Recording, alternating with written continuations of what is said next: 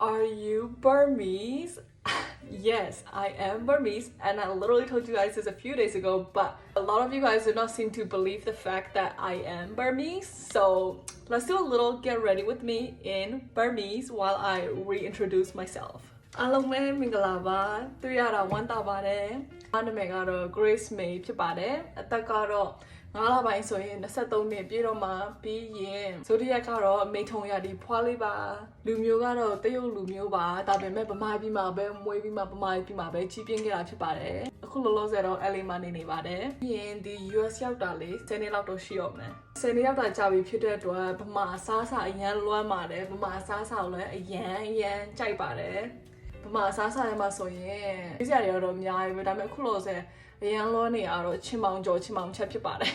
နိုင်ငံမှာချင်းမောင်ရှိတော့ရှိတယ်ဒါပေမဲ့ဗမာပြည်ကချင်းမောင်နဲ့လုံးဝမတူအဲ့တော့ဗမာပြည်ကချင်းမောင်အရန်လွမ်းနေအဲ့လောက်ဆိုတော့ဗမာပြည်ရမယ်ယုံသွားရင်မလားခုလိုမျိုးဝိုင်းပြီးမှ supporting ပေးတဲ့တော့အားလုံးကိုကျေးဇူးတင်ပါတယ်